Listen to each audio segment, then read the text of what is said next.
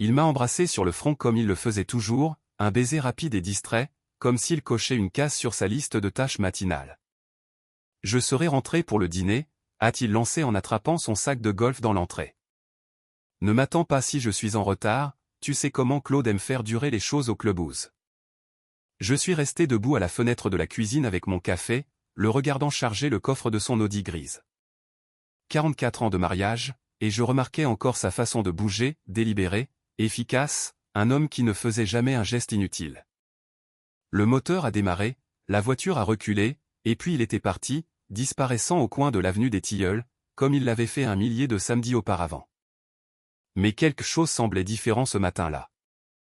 Pas mauvais, exactement, juste incliné, comme un cadre photo devant lequel on passe tous les jours jusqu'à ce qu'un matin, on remarque qu'il est de travers depuis des mois. J'ai fini mon café et posé la tasse dans l'évier. La maison était calme, trop calme. Notre fille vivait à Montréal maintenant, elle appelait une fois par semaine le dimanche. Notre fils était quelque part en Australie, à enseigner le français, envoyant des cartes postales qui arrivaient avec 2 mois de retard. Ce silence me dérangeait autrefois. Maintenant, il était juste un autre résident de cette grande maison bourgeoise que nous avions achetée quand les enfants étaient petits, à l'époque où nos rêves avaient encore la forme de balançoires et de bougies d'anniversaire. J'étais en train d'essuyer le comptoir quand je l'ai entendu. Un bourdonnement, faible mais persistant, venant du salon. Son téléphone. Jean-Pierre avait laissé son téléphone sur la coudoir du fauteuil en cuir, écran vers le bas, vibrant contre la matière. Je me suis approché doucement. Je n'étais pas méfiante.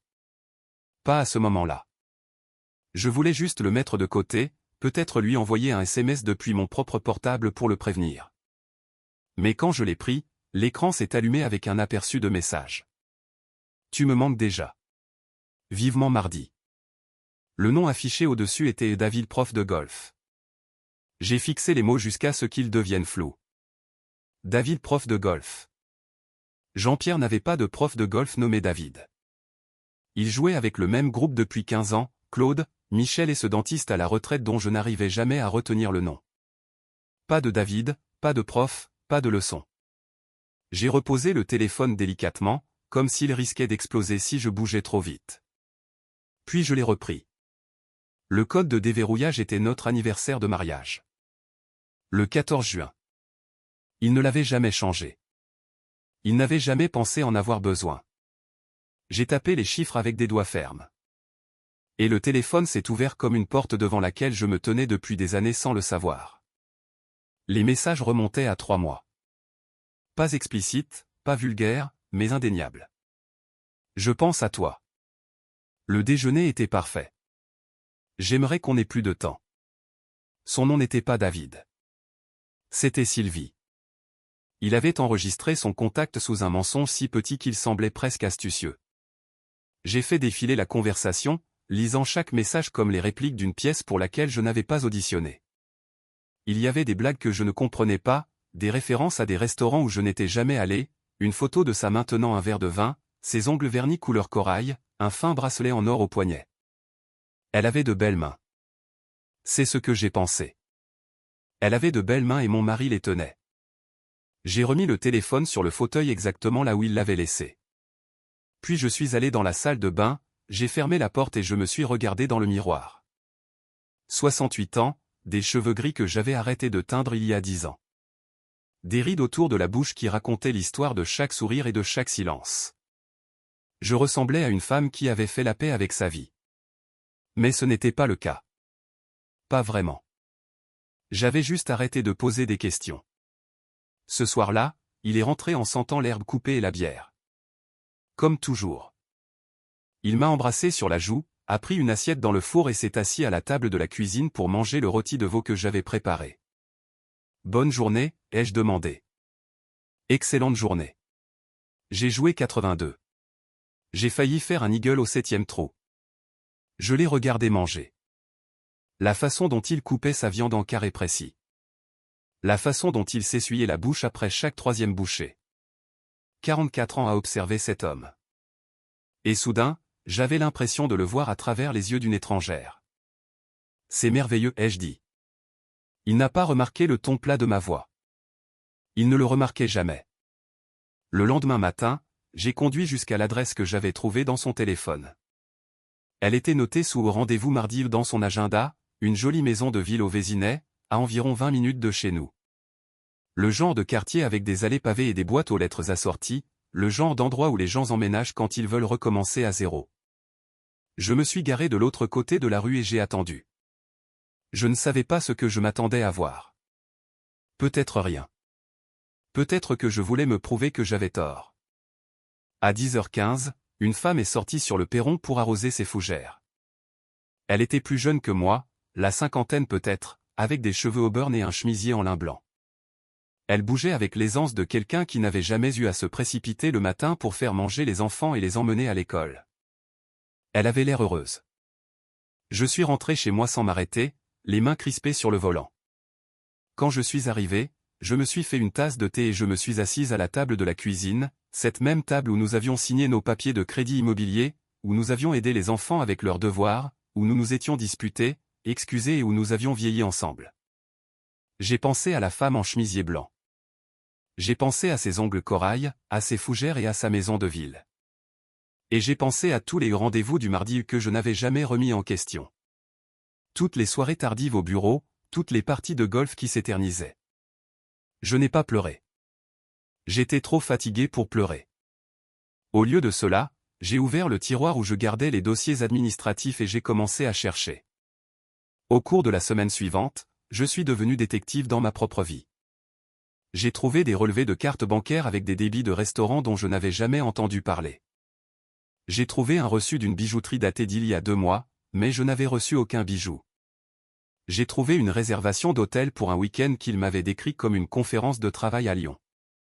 Chaque découverte atterrissait comme une pierre dans ma poitrine, lourde et froide.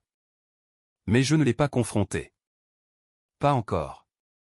J'avais besoin de comprendre l'image complète avant de dire un mot. Le mercredi, j'ai appelé ma sœur. Françoise avait traversé un divorce il y a 20 ans, à l'époque où les gens chuchotaient encore à ce sujet à la sortie de la messe. Elle avait survécu. Elle s'était reconstruite. Et elle ne m'avait jamais dit une seule fois qu'elle regrettait d'être partie. J'ai besoin d'un avocat, ai-je dit. Quelqu'un de bon. Elle n'a pas demandé pourquoi. Elle m'a juste donné un nom. Maître Valérie Bertrand, droit de la famille, 30 ans d'expérience, cabinet en centre-ville. J'ai pris rendez-vous pour le vendredi. La veille de mon rendez-vous avec Maître Bertrand, Jean-Pierre a rapporté des fleurs, des roses jaunes, mes préférées. Il les a posées sur le comptoir avec ce sourire qui faisait autrefois battre mon cœur. Juste comme ça, a-t-il dit. Je les ai mises dans l'eau et je les remerciais. J'ai cuisiné son dîner préféré. J'ai ri à ses blagues sur la perruque du présentateur du journal télévisé, et quand il m'a embrassé pour me souhaiter bonne nuit, je l'ai embrassé en retour. Mais quand il s'est endormi, je suis resté éveillé pendant des heures, fixant le plafond, écoutant sa respiration. Le cabinet de Maître Bertrand était au 3e étage d'un immeuble ancien près du palais de justice. C'était une petite femme au regard perçant et à la poignée de main ferme, le genre de personne qui ne gaspillait pas ses mots. « Dites-moi tout », a-t-elle dit. Alors je l'ai fait. Le téléphone, les messages, la maison de ville, les reçus. Je lui ai montré les photocopies que j'avais faites, les dates que j'avais notées, la chronologie que j'avais reconstituée comme un puzzle que je n'avais jamais voulu résoudre. Quand j'ai fini, elle s'est adossée à sa chaise. Vous avez été minutieuse. J'ai eu le temps de réfléchir. Elle a hoché la tête. Que voulez-vous, Éléonore ? La question m'a prise au dépourvu. Personne ne m'avait demandé ce que je voulais depuis des années. Pas Jean-Pierre, pas mes enfants, pas même moi-même. Je veux la maison, ai-je dit finalement. Je veux savoir que je suis protégé et je veux qu'ils comprennent que je ne suis pas une imbécile. Maître Bertrand a souri très légèrement. Nous pouvons faire ça. Nous avons passé 2 heures à passer en revue les options, la division des biens, les assurances vie, la maison qui était à nos 2 noms mais qui avait été payée avec l'argent que j'avais hérité de ma mère. Elle m'a expliqué ce qui se passerait s'il contestait, ce qui se passerait s'il ne le faisait pas. Elle a parlé de médiation et de contentieux. Au moment de partir, j'ai ressenti quelque chose que je n'avais pas ressenti depuis des semaines. Pas de la joie, pas du soulagement, juste de la clarté.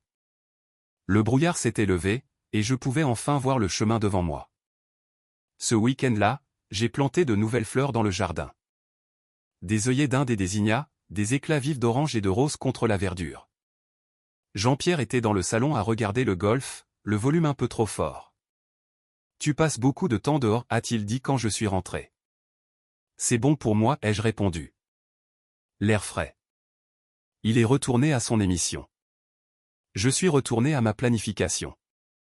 Le mardi, je lui ai dit que j'allais rendre visite à ma sœur pour quelques jours. Il a à peine levé les yeux de son café. « Passe le bonjour à Françoise » a-t-il dit. Je ne l'ai pas corrigé. Je n'ai pas dit que Françoise était à Nice pour voir ses petits-enfants. J'ai juste préparé un petit sac et j'ai conduit jusqu'à un hôtel près du cabinet de mon avocate, où j'ai passé 3 jours à signer des papiers, organiser des documents et me préparer à une conversation que je répétais dans ma tête depuis 2 semaines. Quand je suis rentré, il était assis à la table de la cuisine, son téléphone à la main. Son visage était pâle. « Où étais-tu vraiment » a-t-il demandé. J'ai posé mon sac lentement. « Je t'ai dit, chez Françoise. » Françoise est à Nice, je l'ai appelée. Je n'ai pas scié. Alors je suppose que tu connais déjà la réponse. Il s'est levé, sa chaise raclant contre le carrelage. Éléonore, qu'est-ce qui se passe? Je l'ai regardé. Vraiment regardé. J'ai regardé l'homme avec qui j'avais partagé un lit pendant 44 ans, l'homme avec qui j'avais élevé des enfants, l'homme en qui j'avais confiance, et je n'ai rien ressenti. Pas de colère, pas de tristesse, juste un vide là où l'amour vivait autrefois. Je sais pour Sylvie, ai-je dit. La couleur a quitté son visage. Sa bouche s'est ouverte, mais aucun mot n'est sorti. Je sais depuis des semaines, ai-je continué. J'ai vu les messages. Je suis allé voir sa maison. J'ai parlé à un avocat. Éléonore, s'il te plaît, laisse-moi t'expliquer. Il n'y a rien à expliquer. Tu as fait un choix. Maintenant je fais le mien. Il s'est effondré sur sa chaise, les mains tremblantes. Ça ne voulait rien dire. Elle était juste. Je ne sais pas. Elle me faisait me sentir jeune à nouveau. Et moi, que t'ai-je fait ressentir? Il m'a regardé, confus. Quoi? Pendant toutes ces années, Jean-Pierre, as-tu jamais pensé une seule fois à ce dont j'avais besoin, à ce que je voulais? Ou n'étais-je que la femme qui gardait ta maison, élevait tes enfants et ne demandait jamais rien en retour? Il n'a pas répondu. Il n'avait pas besoin de le faire. Je me suis assise en face de lui, la voix stable. Je ne vais pas rendre les choses laides. Je ne vais pas mêler nos enfants à ça ni le raconter à tout le monde à l'église, mais je vais me protéger. La maison est à moi. L'épargne que nous avons construite ensemble sera divisée équitablement, et tu vas trouver un autre endroit où vivre. Ses yeux se sont écarquillés. Tu me mets à la porte? Je te demande de partir. Il y a une différence. Il m'a fixé comme s'il voyait quelqu'un de nouveau, quelqu'un qu'il ne reconnaissait pas. Peut-être que c'était le cas. Peut-être que je lui montrais enfin la femme que j'avais gardée cachée toutes ces années. Celle qui avait ses propres pensées, sa propre force et ses propres limites. Je n'ai jamais voulu te faire de mal, a-t-il chuchoté. Je sais, ai-je dit. C'est presque pire. Il est parti 3 jours plus tard, a fait 2 valises et une housse à vêtements, les a chargées dans l'Audi, et est resté dans l'allée comme un homme qui avait perdu sa carte. Je t'appellerai, a-t-il dit, pour les papiers. J'ai hoché la tête. Maître Bertrand s'occupera de tout. Il a hésité comme s'il voulait ajouter quelque chose, mais il n'y avait plus rien à dire. Il est monté dans la voiture, a démarré le moteur et s'est éloigné. Je suis resté sur le perron jusqu'à ce que la voiture disparaisse au coin de la rue. Puis je suis rentré, j'ai fermé la porte et j'ai expiré pour ce qui semblait être la première fois depuis des mois. La maison était calme, mais cette fois le silence ne semblait pas lourd. Il ressemblait à de l'espace. De l'espace pour respirer, de l'espace pour penser, de l'espace pour me rappeler qui j'étais avant de devenir l'épouse de quelqu'un. Ce soir-là, je me suis fait un dîner simple. De la soupe et du pain, mangé à la table de la cuisine avec un livre ouvert à côté de mon assiette. J'avais oublié à quel point j'aimais lire. Quelque part en chemin, j'avais cessé de prendre le temps pour ça. Ma fille a appelé ce soir-là. Maman, papa a dit que vous vous sépariez. Est-ce que tu vas bien? Je vais mieux que je ne l'ai été depuis des années, lui ai-je dit. Il y a eu un silence. Puis doucement, je suis fier de toi. Ces quelques mots signifiaient plus que n'importe quelle excuse que Jean-Pierre aurait pu offrir. Dans les semaines qui ont suivi, j'ai redécouvert des morceaux de moi-même que j'avais oublié existaient. J'ai pris un cours de peinture au centre culturel. J'ai déjeuné avec des amis que je n'avais pas vus depuis des mois. J'ai réorganisé les meubles du salon et accroché de nouveaux rideaux dans la chambre. De petits changements, mais chacun ressemblait à une reconquête. Un après-midi, j'ai trouvé une boîte dans le grenier que je n'avais pas ouverte depuis des décennies. À l'intérieur se trouvaient des lettres, des photographies, des tickets de concert et de théâtre. Les preuves d'une femme qui rêvait grand, qui riait fort, qui croyait que l'avenir était quelque chose vers quoi courir, pas quelque chose dont il fallait se cacher. Je me suis assise sur le sol du grenier entouré de souvenirs et j'ai pleuré. Pas pour Jean-Pierre, pas pour le mariage, mais pour toutes les années que j'avais passées à me faire plus petite pour qu'il puisse se sentir plus grand. Quand les larmes se sont arrêtées, j'ai descendu la boîte et je l'ai posée sur la table de la cuisine. Un par un, j'ai regardé chaque objet, tenant chaque morceau de mon passé comme un cadeau que j'avais oublié d'ouvrir. Au fond de la boîte, il y avait une photo de moi à 23 ans, debout sur une plage à Biarritz. Mes cheveux ébouriffés par le vent, mon sourire large et sans tenue. Je la reconnaissais à peine, mais je voulais la connaître à nouveau. Le divorce a été finalisé 6 mois plus tard. Pas de drame, pas de bataille au tribunal. Jean-Pierre a signé les papiers sans protester, a accepté les termes que maître Bertrand avait soulignés, et a déménagé dans un appartement à l'autre bout de la ville. J'ai appris par des amis communs que Sylvie avait mis fin aux choses peu de temps après son départ. Apparemment, elle voulait l'excitation d'une liaison, pas la responsabilité d'une relation. Je n'ai rien ressenti en apprenant la nouvelle, pas de satisfaction, pas de pitié, juste l'acceptation tranquille d'un chapitre qui se ferme. Le jour où les papiers ont été signés, j'ai conduit jusqu'à la plage. Pas la même que sur la photo, mais assez proche. J'ai enlevé mes chaussures et j'ai marché le long du rivage, laissant l'eau froide submerger mes pieds. Le soleil se couchait, peignant le ciel de nuances orange et rose, et j'ai pensé à tous les couchers de soleil que j'avais manqués pendant que j'étais occupé à être l'encre de quelqu'un d'autre. J'ai pensé à la femme en chemisier blanc, celle avec les ongles corail et les fougères. Je me suis demandé si elle était heureuse maintenant, ou si elle avait jamais été heureuse, ou si le bonheur était juste une autre chose que nous pourchassions sans jamais l'attraper. Et j'ai pensé à moi. 68 ans, divorcé, seul, mais pas solitaire. Plus maintenant. Quand je suis rentré chez moi ce soir-là, je me suis versé un verre de vin et je me suis assise sur la terrasse, regardant les étoiles apparaître une par une. Le jardin était en fleurs. Les œillets d'Inde que j'avais plantés des mois auparavant étaient toujours vifs, tendant toujours vers la lumière. J'ai levé mon verre à personne en particulier. Au nouveau départ, ai-je dit. La nuit a répondu avec le chant des grillons et une brise douce qui sentait le jasmin. Si vous écoutez encore, peut-être que vous comprenez. Peut-être que vous avez été là, vous aussi. Peut-être que vous avez passé des années à vous rendre invisible, vous convainquant que souffrir en silence était la même chose que maintenir la paix. Mais ce n'est pas le cas. La paix n'est pas le silence. La paix, c'est connaître sa propre valeur et refuser d'accepter moins. J'ai passé 44 ans à attendre que quelqu'un me voie. Maintenant, je me vois moi-même. Et c'est assez. C'est plus qu'assez.